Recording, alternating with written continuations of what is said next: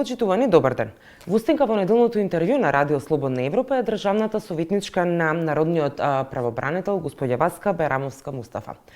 Финансиските проблеми годинава исплива како најголеми проблеми на граѓаните кои што се пожалија до народниот правобранител. Што тоа значи? Финансиските проблеми се само последица или резултат на секојдневниот живот на граѓаните, без разлика дали се корисници на социјална парична помош, дали се пред агенциите за вработување чекајќи работно место или пак работат во некоја од установите, институциите или на некој од приватните сектори, а примањата кои што ги примаат не стасува за да може да ги исполнат сите оние обврски што ги имаат и да може да живеат еден, би рекла, нормален живот. Фактот дека енергетската криза, економската криза, пандемиската криза, сето тоа доведе до една ситуација каде што граѓаните, за да можат да екзистираат со своите семејства, прибегнуваат кон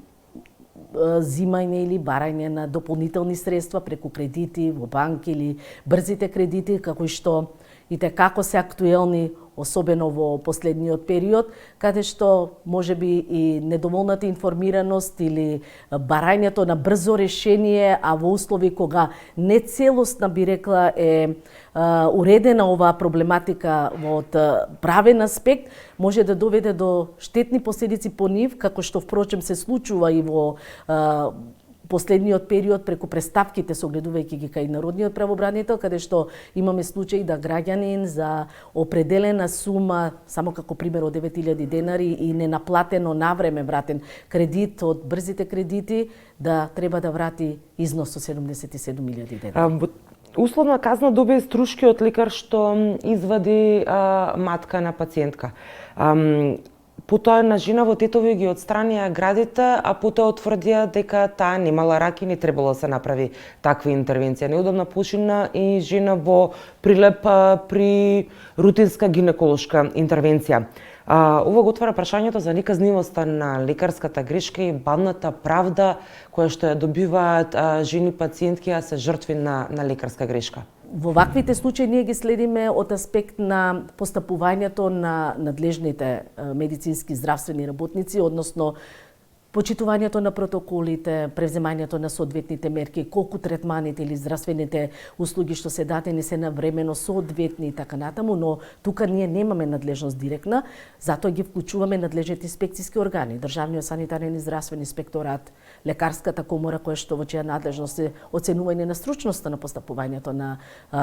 лекарите во конкретниот случај, па дури и вклучување на Министерството за здравство преку формирање на посебни комисии кои што целосно, детално би требало да ги испитуваат постапувањата и секако би требало, доколку навистина се потврдат вакви пропусти во лекувањето, нестручни лекувања и така натаму од страна на надлежните органи, правдата да биде брза, граѓаните да бидат задоволени, бидејќи не може ништо да врати нешто орган кој што е веќе погрешка, условно кажано како што велат нели граѓаните или поради несоодветен третман ги изгубиле. И не може да се оправда неказнивост и оправдано е и револтот на граѓаните во ваквите случаи поради доцното или бавното стигнување до правдата. Во тој контекст, колку сте задоволни од соработката со институциите по вашите укажувања, конкретно во овие здравствени институции, каде што сте испратиле одредени укажувања, каде што постапувате по одредени предмети? Нашата забелешка во однос на постапувањето, особено во делот на сектор здравство, е дека многу бавно стигнуваат одговорите. Принудени сме по определени случаи да пуштаме повеќе пати ургенции или да известуваме директно во кабинетот на Министерот за здравство за непостапување, иако по закон за народен правобранител непочитувањето на роковите за доставување на одговор представува попречување на работата на народниот правобранител, а на тој начин и попречување на утврдување на состојбата во делот на постои или не постои повреда на определено човеково право, зашто сме принудени и многу често го користиме институтот или алатката за доставување на посебни извештаи до владата. Семејното насилство е постојан проблем во земјава и заклучокот во извештајот на Стејт департментот. Само лани од 660 жртви, 466 се жени, а 83 се деца. Колку сте задоволни од она што се презема во земјава за нивна заштита, да не бидат повторно виктимизирани овие групи на луѓе? Жените и децата најчесто се жртви на семејно насилство и тоа директно и индиректно децата се секогаш во конкретниот случај. Ние како институција го поздравуваме донесувањето на така наречената Истанбулска конвенција, која што го препознава насилството врз жената и особено донесувањето на акциските планови за постапување, што е добар, би рекла, услов или знак дека работите треба да се променат кон подобро. Иако во пракса се случува се уште за жал недоволна сензитивност на органите во делот на пријавување од страна на жртвите, што ги обесхрабрува понатаму до крај да ја водат постапката за нивна заштита, вклучувањето на надлежните центри за социјална работа во давањето на потребната помош, поддршка на жртвата во барањето на правдата преку бесплатните правна помош, нели, која што исто така е предвидена. Вие се занимавате со правата на децата годинава и најголем дел од представките се однесуваат на нив. Зашто сте најмногу загрижени вие во овој сектор? Повреди на правата на децата има во сите области, поврзани со правата на децата. Значи, скоро секое право утврдено од Конвенцијата за правата на детето, кој што го следиме само иницијативно или по поднесена представка од граѓани, вклучително и самите деца, укажува на податокот дека многу лесно и најчесто се повредуваат правата на децата. Она што нас не загрижува е несериозноста или недоволната посветеност на органите за почитување на основните принципи во постапувањето, бидејќи она што е основно кога станува збор за децата е дека државата презеде обврски преку своите органи со ратификација на Конвенцијата за правата на детето, која што годинава ќе наврши 30 години од ратификацијата на оваа конвенција, да принципот најдобар интерес на детето биде водички принцип. Она како државата дава одговор на или како решение на проблемите со кои што се соочува децата, не сме задоволни, сметаме дека треба многу посериозно, многу поконтинуирано и многу со поголемо чувство, поголема сензитивност да се пристапи за ефикасно, квалитетно решавање на проблемот со кој што се соочуваат децата.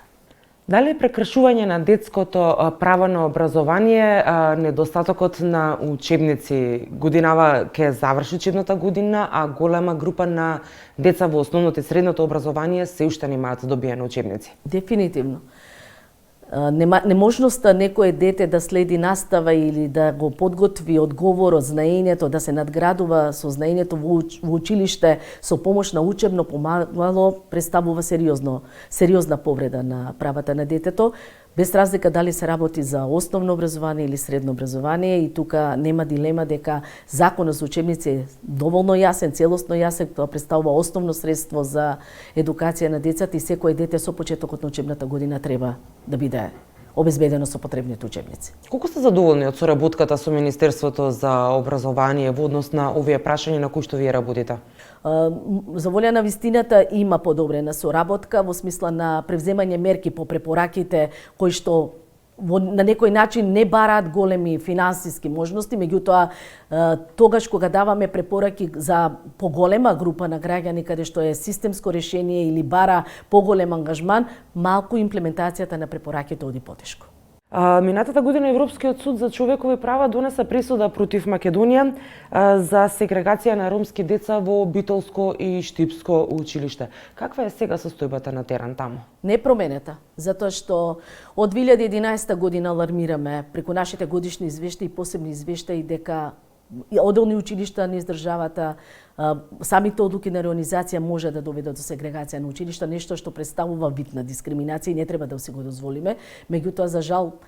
требаше да ни стигне пресуда од Европскиот суд за човекови права за да се освестиме дека нешто се случува, иако училиштата кои што ги споменавте беа посочени директно од институцијата Народен правобранител дека се случува нешто, односно дека